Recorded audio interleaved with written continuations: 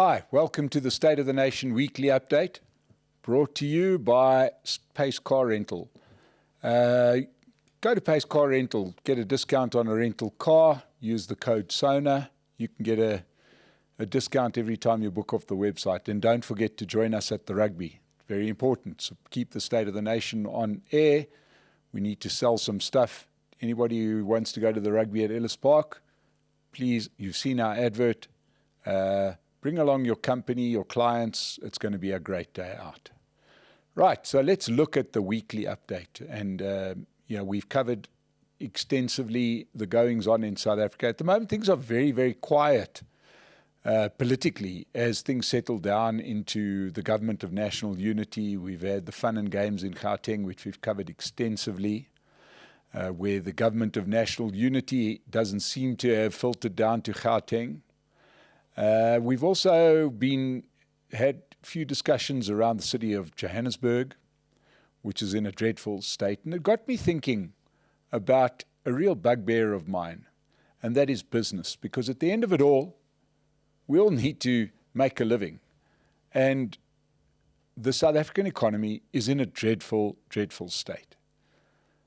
We've got a Reserve Bank doing a hell of a job of keeping inflation in check, but in the meantime, strangling the economy by keeping rates very, very high. We look at the parties that are involved in the government of national unity, had a discussion with economists like Dawie Rood, Duma Kulubule, and it's a very, very interesting situation, but nobody seems to have a plan as to what we're going to do to get the South African economy out of its current slump. So let's analyze what the slump is, because a lot of the news being so dominated by the elections and all the stuff that has gone on post the election, the government of national unity, cabinet positions, etc., a little wonderful piece of news went by almost unnoticed. If it had been a couple of months ago, it would have been front page on every newspaper if we still had newspapers. And that is, I don't know if you know this, but in the USA, their House of Representatives voted overwhelmingly, 272 to 144, to review the relationship between the USA and South Africa. Remember a couple of months back when we decided it was a good idea to take Israel to the International Court of Justice? There were some people that said this is great from a moral perspective, but perhaps there's some danger on the economic side. Immediately, South Africans were becalmed by Americans that said, don't worry, we will keep our current arrangements in place. We don't bear grudges. That's what they said with a smile on their face. What's this code for? This is code for we'll keep AGOA in place. Now, for those that don't know what AGOA is, it's the African Growth and Opportunities Act, passed many years ago by George W. Bush when he was president, and the idea was to give poor African countries unfettered access for certain products to the American market, which is obviously a massive market. These are items that in another time or without this act would attract huge tariffs when they arrived in the US, which would make them uncompetitive. But they listed a whole lot of products and a whole lot of countries that could export stuff to America without tariffs and thereby be extremely competitive. South Africa managed to get onto this list, and we do a lot of trade under the AGOA Act with the USA, which means that here is a massive part of our economy, exports to America. And hey, this doesn't just include citrus and agricultural products, it extends to cars and certain other things that we export to America. Now we've got Americans voting overwhelmingly. So this isn't just, as many people would think, maybe, Republicans or Trump supporters that want to punish South Africa. No. This is voted 2-1 in the American House of Representatives to be reviewed. Now, I don't know about you, but I think that South Africa needs to export as much as possible. Because otherwise, how are we going to create any foreign exchange reserves? Now, before you start wondering, saying, well, who needs foreign exchange reserves? Hang on a second. this computer that you're watching it on, or this cell phone that you may be watching this on, or the laptop, these things all come from countries overseas. We don't make them in South Africa. We've got to buy them. And we've got to buy them with hard currency that we've got to earn. So in other words, we've got to offset all the stuff that we purchase from overseas, which is just about everything in your life. We know how much stuff we import from China. We know how much stuff we import from Europe, from the US, from everywhere. And what do we have to do? We have to balance that book. In other words, we've got to sell them something. Otherwise, we run massive current account deficits. And we're going to have to buy dollars somewhere. We're going to have to find that currency. Now, historically, South Africa has got our books balanced by selling a massive amount of resources, especially gold and platinum. Mining has been what South Africa sold. We didn't really sell finished goods. We decided it was just easier to dig stuff out of the ground and sell it to people that needed it overseas. And then along came Minister Gwedi Mantashe. Gwedi Mantashe's got some interesting views on life. He likes things that are dirty and dug out of the ground. He also hates foreign investment. So he has made it almost impossible for foreign investors to come in and mine in South Africa, which would be great if we still had South African mining companies. But South African mining companies don't want to put up with the South African guidelines. So what they've done is they've taken their expertise and they've gone to mine in other countries. So you've got South African miners. I mean, yeah, it's hard to even remember that what is today Billiton, and possibly the biggest mining company in the world, was once General Mining Corporation, South African Mining Corporation. It was the Afrikaans answer to Anglo-American. And they were the two big mining houses in South Africa that mined South Africa and created a lot of foreign exchange earnings. Now, Billiton recently put in a bid to buy Anglo-American, and one of the conditions to that purchase was that they don't buy the South African assets, just purely because they don't want to deal with the South African bureaucracy, the South African corruption, South African inefficiency. So we've covered this in other discussions before. This isn't about that. This is about the fact that we have made mining off limits to foreign investors. Hence, we have very little mining compared to the minerals that we have in our ground, which is fine, keep them there forever, doesn't really matter. But we are not earning the foreign exchange there that could be offsetting what we are purchasing from overseas. So the next step, you may argue, is to say, well, great, we've got the solution. The solution is, let's make stuff in South Africa. That way, we solve unemployment. Maybe we can even export this stuff. Perfect. And it's a wonderful solution, and many successful countries many countries that are successful today have done this. And there's nobody that can argue against it. It's a wonderful idea. However, the reality is that we do not have the expertise in South Africa. We do not have the industry that we had. Now, South Africa did get industrialized and got industrialized quite heavily.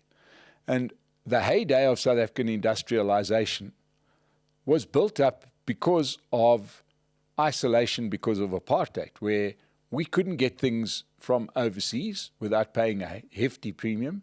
So we started to produce a whole lot of things locally. And this trend grew and grew and grew, that we were producing many, many things in South Africa that today we import. And along came 1990, and South Africa were allowed to trade with the rest of the world. And this was at the same time, this coincided with the emergence of low-cost producers like China. And suddenly, the blanket that was produced in South Africa would cost 100 Rand, but you could import one from China for 20 Rand. The new government decided, well, you know, we've got a whole lot of new friends and a whole lot of debts to pay, and allowed unfettered access to the South African market, very low tariffs, to all of these foreign imports, which immediately had the result of killing off many, many industries that we had in South Africa that used to serve South Africa. You could now get your Louis Vuitton shoes. You know, if you're Julius Malema, your Louis Vuitton shoes, when you go to the Durban July, you can get them directly from a sweatshop in East Asia and pay 27,000 Rand for a pair. But you couldn't make that in South Africa because you just don't have the know-how or the machinery or the company that can produce it. So we are sitting with a huge problem in that we have virtually no industry that we can call on. So the easy plan is to say, well, let's have industrialists. Let's get young people out there that are smart, that want to run their own business.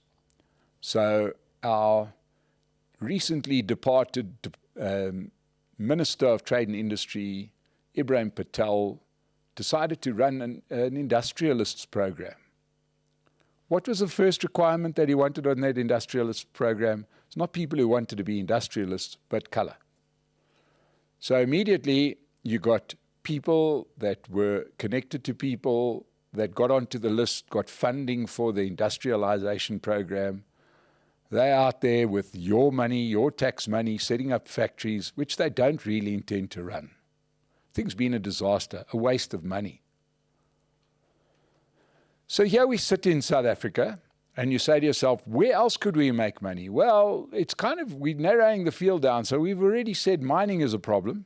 We've got a few mining houses left, a few miners that still export stuff, so we're still getting foreign exchange money from mining. Production and industry has become a problem, right? And if you are one of the few industrialists that's still making stuff in South Africa, you have to give a portion of your company away if you're white. If you're black, why on earth would you go through the pain of running a factory when it's just easier to get in the middle of a deal? It's just easier to say you're an industrialist and then import the stuff from China. That's what most of those industrialists on those industrial programs are doing. They're not really producing stuff here. They're saying, well, we're beneficiating. Let me explain to you what happens with beneficiation here. When they say, we're finishing the goods in South Africa. You say, we're a clothing factory, and you employ 100 people, which you do, and all those people do is they stitch the labels inside a ready-made shirt that comes from Thailand. Right? They don't make the shirt. They just stitch on the label. So South Africa's got a minute industrial base. Where else could we make money? Well, we could make money out of tourism. But what happens? President Ramaphosa sticks arguably, certainly the oldest, there's no dispute, the oldest minister, Patricia de Lille, right, singing for her supper, Minister of Tourism. We have historically had a terrible Home Affairs regime, which now is in the hands of Leon Schreiber, and we've got to see whether Home Affairs has improved, but you'd really struggle to get the paperwork right. And remember, South Africa put a whole lot of hurdles in the way, things like unabridged birth certificates when you travel with minors, all sorts of stuff that other countries don't put on. South Africa's a long-haul tourist destination. You need a lot of attractions, right? And it only takes the murder of one or two tourists, down Table Mountain to shoot a big hole in tourism. But we do have a lot to offer, and we are getting tourism going. It could really be a source of income. We don't have SA Airways anymore, so there's a limit on the number of flights to bring people here. It's a long-haul destination. They can't get into their car and come here. So in other words, we've got tourism. It's there. Cape Town's busy. Kruger National Park, certain places are busy. But it's not a holistic thing. People aren't going to Durban because you can't drink the water, you can't swim in the sea. People aren't coming to Johannesburg because it looks like a war zone. So in other words, we're telling you, come to South Africa, come to the game park. Well, you can only do that for a couple of days till you start greeting the animals by name.